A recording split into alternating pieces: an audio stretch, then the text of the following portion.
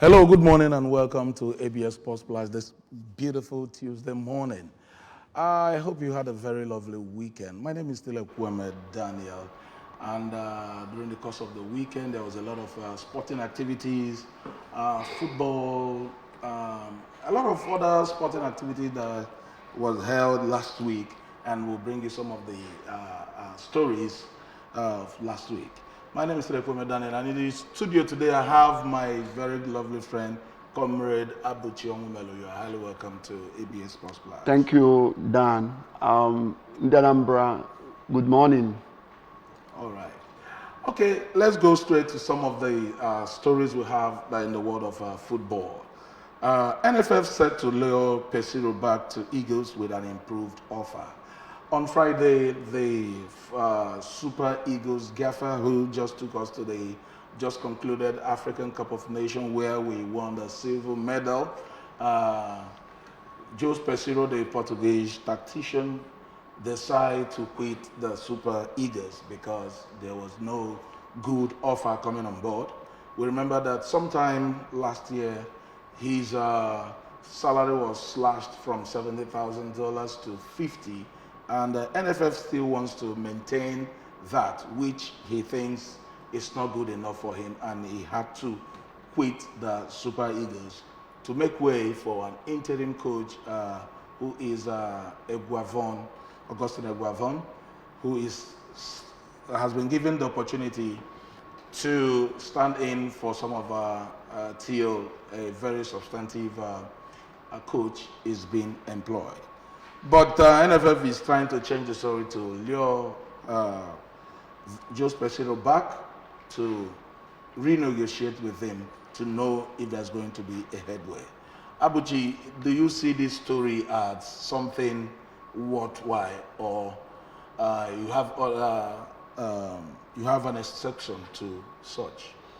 Yes, it's just about trying to change the goalpost in the middle of the match. What NFF is doing, I will call, is what I would say is afterthought. It's an afterthought in the sense that why allow him to go, to call him back for renegotiation? It shows that there is no proper planning, or no, they couldn't stand their ground on what they intend to do. Okay. Now bringing him back again will be to reduce him. If I'm Pesiro, I won't be thinking of coming back to Nigeria again. One is that after the Nations Cup, it's understandable every coach will want an improved offer. Give and take, we were in the final. He took us to the final. A credit to him. You should call him and discuss things with him. If you cannot afford, maybe if he's demanding for an improved pay, what you would have done is to, okay, this is what we are adding to what we are paying you. Even though that some people are seeing Pesiro as overhyped, some are saying that he doesn't even deserve the amount that is being paid originally, ab initio. But the fact that he took us to the Nations Cup, we never gave him that chance, so many of us. But he took us to the finals. He has the right, the bragging right to say, no, I'm demanding for improved offer. So you call him to a discussion table, make an offer. He might even add, okay, we're going to add $5,000 to what we are being paid. It's a negotiation. You've already given him an offer. It's not left for him to say, okay, fine, maybe this will serve as my having done well in the just concluded Nations Cup. So if I'm Pesiro, there is no point coming back to Nigeria. And I have always been against the idea of reappointing and appointing Augustin Eguavon each time we have issues like this. Is he the only local coach we have? Is he the only Nigerian coach who can do better? What I want to know is, was there a pact between NFF and Augustin Eguavon? That's been my question. In fact, it got me worried that each time we have this issue of dismissing a foreign coach, the next person that will come in will be Augustin Eguavon. Why? We have the likes of Emmanuel Amunike, or do we have some sentiments we are playing that is not really... do you seriously have a problem with Augustin Eguavon? He has not done anything to deserve to be called upon all the time. But he has done. But he has taken us to the Under-17 World Cup. Yeah, he took us to Nations Cup and won all the matches. And left in the quarterfinals. You left. Thank God he said he left, and he couldn't qualify us for the World Cup. I hope you've not forgotten that. Yes. You know, he's the one who cost us that particular match. It was about tactical ineptitude, because if he is sound tactically, technically, Nigeria should be in the last World Cup. That's what I'm saying. Now, if you want to bring side by side in Nigerian coaching pedigree now, bring in Samson Siasia, for instance, if not because of FIFA ban, I can tell you authoritatively that Samson Siasia is shoulders above his peers, followed by Emmanuel Amunike. We have them. Even there are people in local league. So what about Daniel Amokachi? No, I think Dan is more of a, I think he should improve more on running a commentary. The last time we had him trying. Why are you saying that? This is a man who has taken won the local league with Enyimba. Yes. So what are you saying? He's a grassroots instead of, and has gone to Finland to coach. What are we saying? He's a coach. Now you can bring him in. I just mentioned two. I said if you talk side by side, Sasia, Emmanuel Amunike, now I can bring in Finidi George. Then he can talk about Amunike. The last, Mokachi, so he can talk about him. But the what of the likes of Seyi Olafijana? Olafijana might be going from his background. He should be given a chance. You know why? Because of where he grew up. He played most of the football in London, and which in England. Let me not say London. When we saw what he did, he was exposed to a very good environment, because those things count. It's just like this school of 18. If you attend a public school, a community school, the person that is attended maybe a private school, if you see the person, the environment can never be the same. Okay. You understand? So what I'm saying is that I am not whoever it will be, but the last person I want to see in that sideline is Augustine Eguavoen. I have issue with that. And do you know that Augustine Eguavoen is the head of the technical committee in the NFF? That's why you guys are playing the politics. I don't really know. That's why I said, was there any pact signed by Augustine Eguavoen that each time we have a foreign coach leaving the country, the next person will be Augustine Eguavoen? I don't get it. We have coaches who can do. He's the most senior player there now. When you talk about he wasn't even a better right. No. He was. Let's remove the sentiment. But he was. He did was very because well. They could. Okay, now let's not talk about his playing days. But I know how far he went or how far he gone as a player. Okay. And now today he's a coach. Why are we now? What has he done outside? Okay, for the past 3-4 years, what has Augustine Eguavoen done in terms of coaching, or rather in trying to improve himself? That is what we are saying. So why bring him now? We are in there straight. We are in that situation. You don't talk about Augustine Eguavoen, where others are talking about bringing in the likes of Mourinho. Will it be a problem if we can afford a sound foreign coach to come and tinker the team? He will still do better. Already Pesero has had a team. If I tell you, this man deserves to be given like one more chance to improve upon what he has built already. He has done so. Now we've seen it. He has already marshaled out a tactical maneuvering, which he did during the Nations Cup, and it worked out for him. Let's allow him or improve on that. But reverse is the case now. He has gone, he has gone for. I don't want him to come back again. Okay. All right, thank you very much, Abuchi Omere. We're still talking sports on ABS Sports Plus this morning.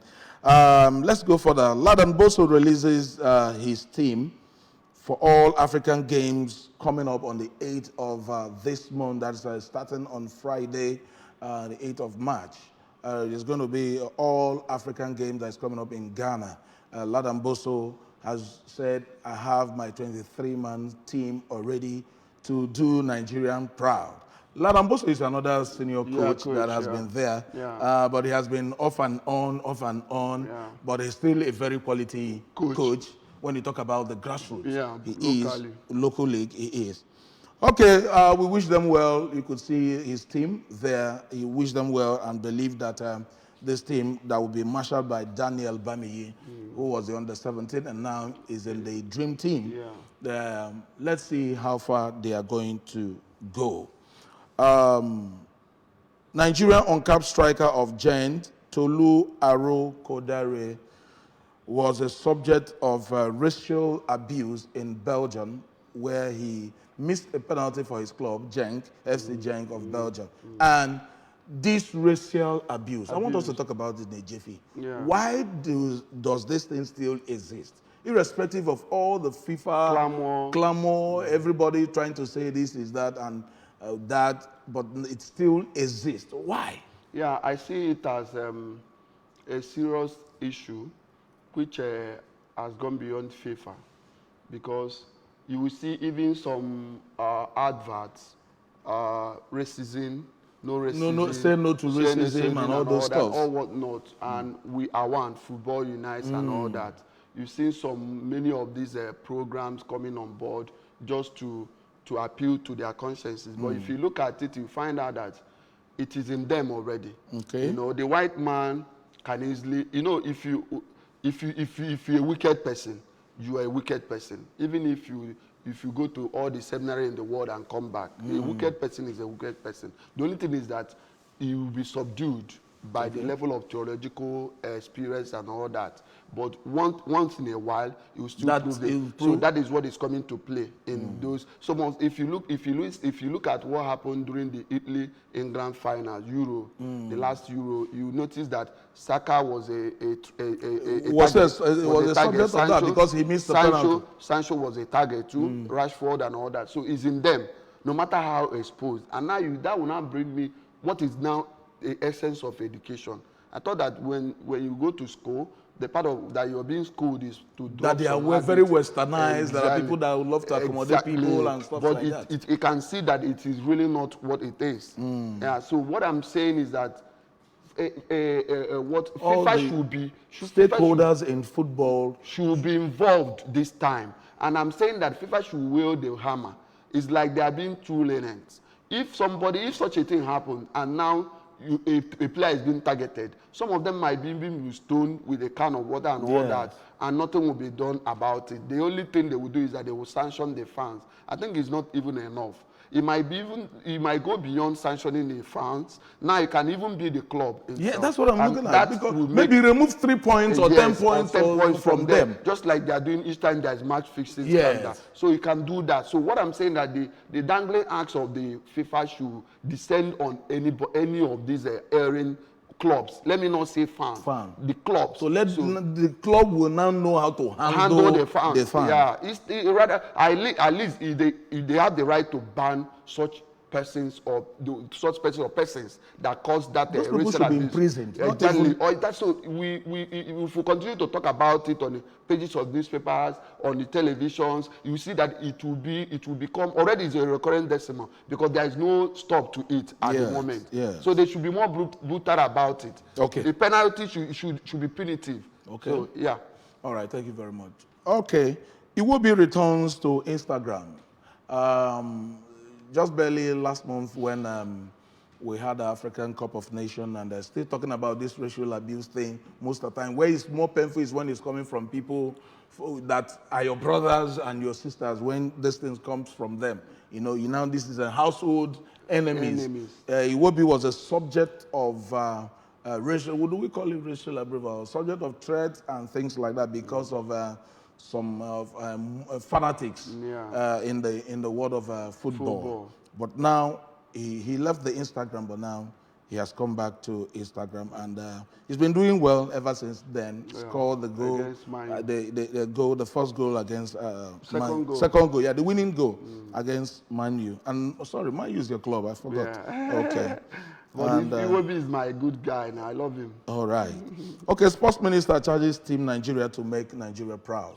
The Sports Minister, John Ennon, has said the Team Nigerian athletes and the football, everybody that's going to Ghana should put their eyes on the gold medal because Nigeria is already in a very hot and dire situation, and sports is one of the things that brings liberty, that brings enthusiasm in Nigeria. And the Minister of Sports has charged all the athletes going for these All African Games in Ghana to please make Nigeria proud. That's one coming from the Minister of Sports. Former Eagles midfielder John Mikel Obi has vowed to say he will do everything within his powers when he's not God to convince Victor Osimhen to sign for Chelsea. That is his opinion. And Now, it's do just that you want Victor Osimhen to go to Chelsea or Arsenal? this question is double barrel, but I will tip him. Both clubs, he will do well, but he will do better in Arsenal. Ask me why. Why? They have a better midfield. Yeah, the likes of Odegaard, likes of Rice, Saka, and all that. He will just be free scoring. He will just, in fact, they go puncher of great repute. He will do better in Arsenal in terms of goal scoring. But in Chelsea, you have to work his ass out because he will be coming back to the midfield to pick the ball. This guy is not, Endo Fernandez is really not a good passer of the ball.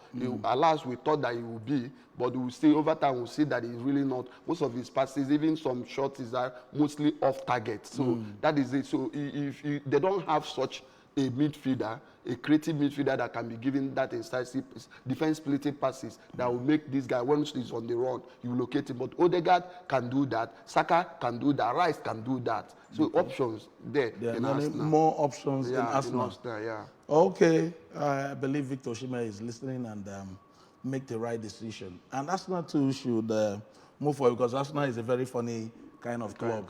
They will always come to price like at the end of the day, like Ijebu people come back. How much are you selling this? You say 100 naira. You go back. You say why not 15 naira? Yeah. You say okay, bring the 15 naira. Say will you not sell 13 naira? Yeah, exactly. You know? At the end of the day. At the end of the day, they will miss out. It's true. Okay. All right, we're still talking sports on ABS Sports. Arsenal have included Sheffield United to the list of teams trashed this season by scoring 6 unreplied goals. Yesterday was a harvest of goals for Arsenal, where they trashed Sheffield United 6 goals to nothing. Now, what do you see about this Arsenal team making the titleship of Premiership very, very tight? Wider yes. now. How do you see Arsenal picking up the glory City this season? and Liverpool, yes. right? It's a very compact team. Let's start with their strength. Okay. I think Arsenal's strength starts from their back. Okay. They play from the back. The Saliba and Gabriel. In fact, if not for anything, I think they are the best pairs right now, currently in EPL. Okay. So in terms of ball management, reading of the games, these are both defenders, which I know in future they might turn out to be their country's captains. Okay. Because they read very well, they read game very well, and they know when to commit foul and when not to. So some of those slim mistakes that are occasioned by too much tackling, you won't see it from them, especially Saliba. So they play from the back to the midfield, the midfield to the attack. Okay. So I see a very compact team that might stand the test of time. They might not win the league, but Arsenal will be a team to beat in the next few years. They have more of younger players, and they are still doing very well. So if you talk about midfielders, they have one of the best midfielders in EPL. If you talk about the attacks, you will talk about the likes of Saka, the Martinez and all that. So Martinelli. So, and now in the middle there, Gabriel Jesus might not be his best element, but currently is a threat any day. So Arsenal might pull a surprise.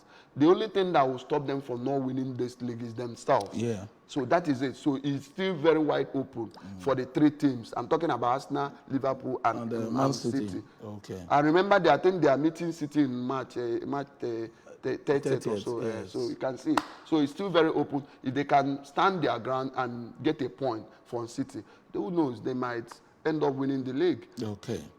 All right, we're there, and maybe Arsenal. Now, what do you think is wrong with your team? What do you think? The pride of English football. It seems they always accord us that respect. Yes, the pride of that was before, not now. What do you think is the problem? Because is it that the coach or the team lacks confidence because they have good players? They have a good coach. Is it that the team lacks the confidence? Because I watched the last The- game the- between the- Man City. the They were problem- doing well. All of a sudden, the confidence started drilling. dropped. But to the question you asked, I would say it's fundamental. Okay, our problem has gone beyond the coaching crew. If you check, if Eric Ten Hag should leave now, the next coach will come and will still face the same problem. Because and all the coaches has faced similar ever since exactly.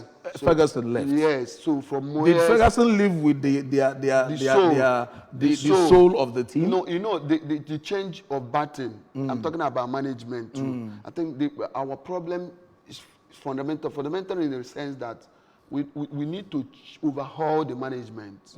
A lot of things are not right. If you check now, most of the players you expect that they would give in their best, they are not actually doing that. The hunger is not there. And we are having too many injury worries. That shows that a lot of things, backroom staff are really not doing enough.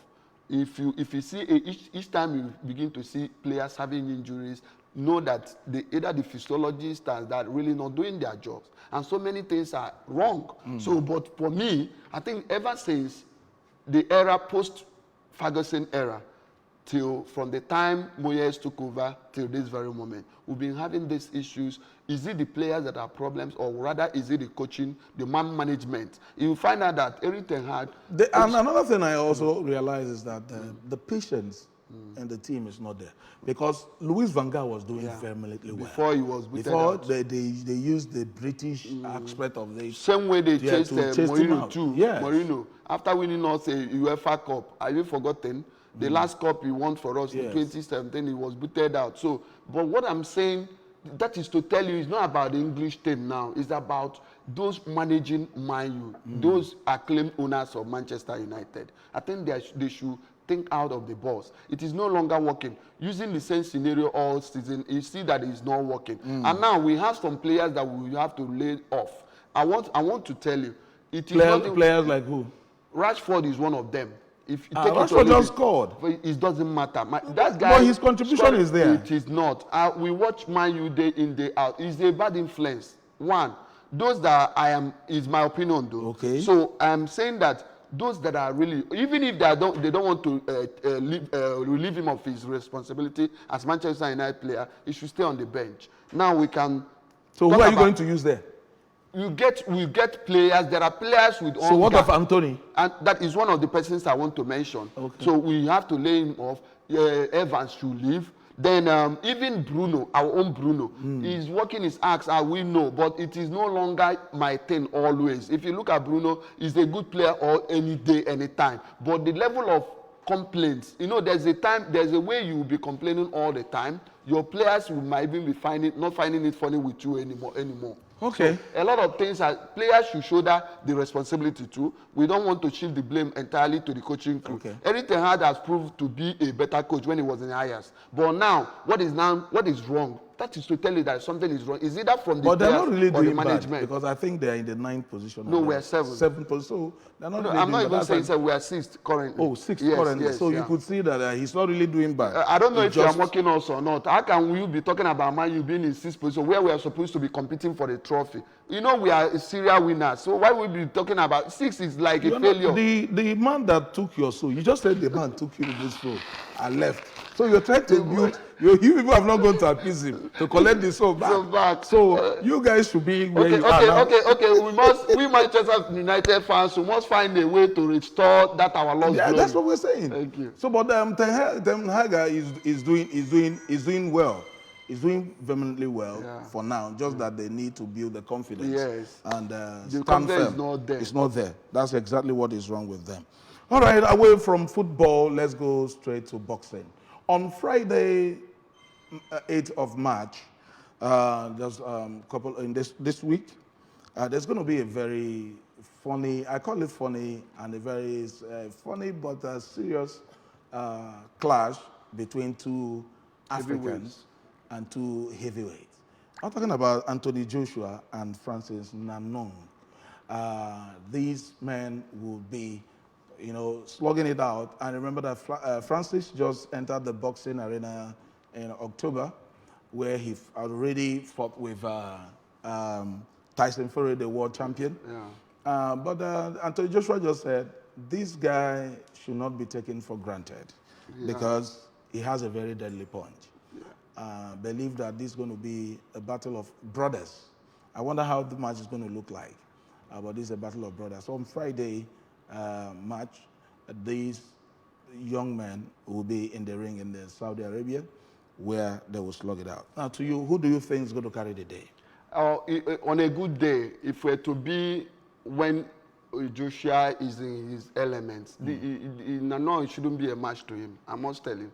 I'm seeing a one-sided game because Anthony Joshua, if we're to count by his past records, he should be knocking this guy out headlong. Okay. But it's an open thing, you know. Okay. It's a 50-50 game. Exactly. Right now, going by his abysmal performance in last few competitions, I'm talking about Joshua. Okay. So it's not really a given that you will emerge victorious. Okay. But if you're to be in those days, we can now talk about... You can just rightfully beat your chest and say, ride. I know this guy is going to win. Yes.